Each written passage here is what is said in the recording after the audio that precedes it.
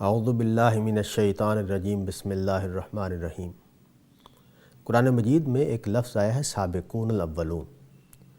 ہم اس گفتگو میں یہ واضح کریں گے کہ اس سے کیا مراد ہے۔ دین پر عمل کرنے میں اور دین کو اختیار کرنے میں اللہ تعالیٰ نے لوگوں کو دو درجوں میں تقسیم کیا ہے۔ قرآن مجید میں یہ بیان ہوا ہے کہ قیامت کے دن جب مسلمان اٹھیں گے تو وہ تین گروہوں میں تقسیم ہوں گے۔ ایک گروہ کو قرآن مجید سابقون کا گروہ کہتا ہے، اور ایک گروہ کو اصحاب یمین کا گروہ کہتا ہے، اور ایک گروہ کو اصحاب شمال کا گروہ کہتا ہے۔ ہم اس گفتگو میں سابقون کیا ہیں، کون لوگ ہوں گے، اس کو واضح کریں گے۔ سابقون سے قرآن مجید کی مراد یہ ہے کہ وہ لوگ جنہوں نے حق کو قبول کرنے میں سبقت کی، اور جنہوں نے حق کی مدد کرنے میں سبقت کی، اور جنہوں نے دین کے تقاضے پورے کرنے میں سبقت کی، وہ سابقون کہلائیں گے۔ قرآن مجید سے یہ بات واضح ہوتی ہے کہ جب حق سامنے آتا ہے تو اس وقت جو شخص سب سے پہلے سب سے آگے بڑھ کر اس کو قبول کرتا ہے وہ السابق ہے، یعنی سبقت لے جانے والا، آگے بڑھ کر حق کو قبول کرنے والا۔ یہ درجہ جو ہے یہ نبی صلی اللہ علیہ وسلم کے زمانے میں جو صحابہ سب سے پہلے ایمان لانے والے تھے ان کو حاصل ہوا۔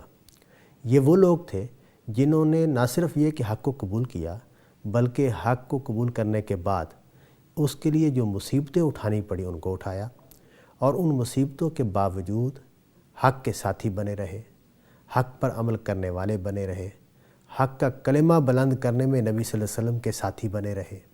تو یہ وہ لوگ ہیں جن کو قرآن مجید نے السابق کا لقب دیا ہے۔ قرآن مجید نے مزید یہ بات بتائی ہے کہ یہ وہ لوگ ہوں گے کہ جن کو خدا کا تقرب حاصل ہوگا۔ قرآن مجید کہتا ہے کہ اولئک المقربون، یہ وہ لوگ ہوں گے جن کو اللہ تعالیٰ اپنا مقرب بنائیں گے۔ مقرب کا لفظ جو ہے یہ بڑا اہم ہے۔ ہم نے یہ دیکھا ہے کہ بادشاہی نظام میں یا حکمرانوں کے ہاں کچھ لوگوں کو ان کا مقرب ہونے کا درجہ حاصل ہوتا ہے۔ یہ وزراء ہوتے ہیں، یہ ان کے مشیر ہوتے ہیں، یہ ان کے ساتھی ہوتے ہیں، یہ ان کے قریب رہتے ہیں، ان کی مجلسوں میں شریک ہوتے ہیں، ان کے ساتھ ان کا میل جول زیادہ ہوتا ہے، تو ان کو ہم مقربین کہتے ہیں۔ اللہ تعالیٰ یہ کہتے ہیں کہ السابقون کو میرا تقرب حاصل ہوگا، یہ میرے مقرب ہوں گے، اور یہ فرمایا کہ ان کو جنات نعیم حاصل ہوں گی، یعنی یہ سب سے بڑی نعمتوں والی جنت میں رہیں گے۔ یہاں یہ سوال پیدا ہوتا ہے کہ کیا السابقون اور الاولون جو ہے یہ صرف صحابہ ہی میں سے ہے؟ قرآن مجید نے اس کا بھی جواب دیا ہے کہ نہیں، قلیل گروہ آج بھی ہے جن کو ہم السابقون الاولون کہہ رہے ہیں، اور قلیل گروہ آگے بھی ہوگا۔ یعنی ہر زمانے میں یہ اس میں شبہ نہیں کہ صحابہ کے زمانے میں یہ تعداد بہت زیادہ تھی، وہ لوگ بہت زیادہ تھے جن کو السابقون الاولون کا درجہ حاصل ہوا، لیکن بعد کے زمانوں میں بھی ہر گروہ میں سے کچھ لوگ ہوں گے جن کو السابقون الاولون کا درجہ حاصل ہوگا، اور وہ خدا کے مقرب قرار پائیں گے۔ مراد یہ ہے کہ وہ لوگ جو ہر زمانے میں دین کے علمبردار بن کر جیے، جنہوں نے دین کے تقاضوں کو پورا کیا، دین کے راستے میں آنے والی تکلیفوں کو اٹھایا، دین کی حمایت کی، دین کی نصرت کی، اور دین پر عمل کرنے میں اپنے آپ کو پیچھے نہیں رکھا، آگے بڑھ کر دین پر عمل کیا۔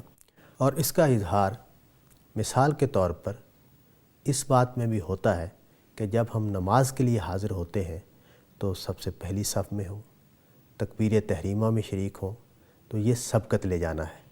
اسی طرح دین کے دوسرے احکام بھی ہیں۔ سبقت لے جانے سے مراد یہاں یہ ہے کہ ہم دین کے تقاضوں کو پورا کریں، اس کے لیے قربانی کریں، اس کا ساتھ دیں، اس کی مدد کریں، سب سے پہلے اس کو قبول کرنے والے بنیں۔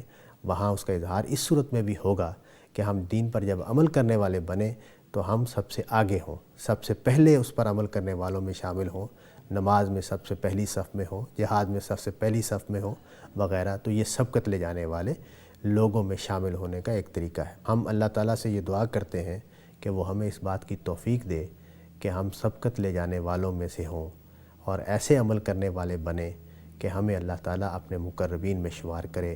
وآخر دعوانا ان الحمد للہ رب العالمین۔